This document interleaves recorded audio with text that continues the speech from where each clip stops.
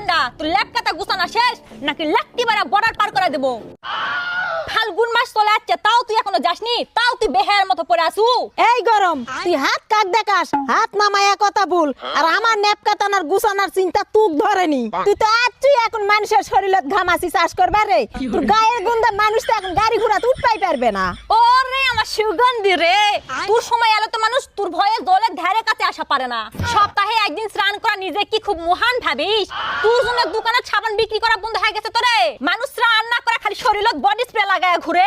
এই গরম, মুখ সামলায়া কথা ক। আমার সময় মানুষ অন্তত শান্তি করে ঘুমাবা পারে, আর তুই আসিস সাথে করে লোডশেডিং আর মশা নিয়ে আসিস তোরে। তুই আসার সময় এতই সাত করা মশা আনিস যে মানুষের দিয়া খালি হাত তালি বাজায় নিস তোরে। আর ফ্যানের তলে থেকেও মানুষ কুত্তার মতো জিভা বের করে। এই তুই চুপ কর, তোর সময় এলো তো মানুষ রুবট হয়ে যায় রে, হাত পা নাড়াবার পারে না। আর সকালবেলা ঘুমার থেকে উঠতে গেলে মনে হয় যুদ্ধের ময়দানে যাওছে। আর তোর এই ঠোঁট ফাটা রোগ, মানুষ যখন হাসে তখন মনে হয় যে জমি ফাটা চৌচির হয়ে গেছে। আর তোর সময় মানুষ যখন বাইরে যায়, বাইরে থেকে যখন ঘরত ফিরে মনে হয় যে তন্দুরি চিকেন হয়ে বাড়িতে আসছে।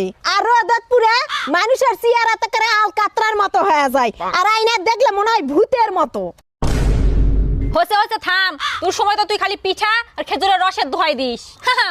আমার সময় যে হিমসাগর আম আর লিচু পাওয়া যায়, তোর শুকনা চালের গুঁড়া সাধ্য আছে আমার ধারে কাছে আসার? তোর ওই পচা আম খেয়ে মানুষ যখন ডায়রিয়া বাদে হাসপাতালে দৌড়াদৌড়ি করে তখন বুঝবো মজা। আর আমার সময় মানুষ অন্তত খেয়ে হজম করা পারে। আর তুই আসবু, আসা তো মানুষের কলজা শুকে একবারে কাট করে দিব, আর সারাদিন মানুষ খালি জল জল করবে। এই শোন, তুই তো হলো এলসার রাজা রে, তুই তো মানুষ খালি ল্যাপের তলে থাকার জন্য চিনে। আর আমার দেখ, আমি হচ্ছি কর্মিষ্ঠ মানুষের সিজন, রোদে পুললে কামাই হয়, বুঝলু?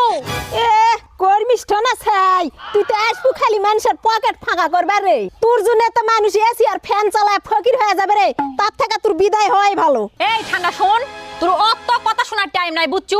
তুই যাবো কিনা ক, নাহলে রোদ দেখা তো সুইটার পুরা ফেলা দেবো। এই যাচ্ছি যাচ্ছি, তবে ভালো করে লেখা থু। তোর জন্য মানুষের মাথার যখন টাক পড়বে তখন আমার কথা মনে পড়বে, কান্দা কাটি করবে আমার ঠান্ডা বাতাসের জন্য। শালা ঠান্ডার বাচ্চা তো যাবারই চাই না রে।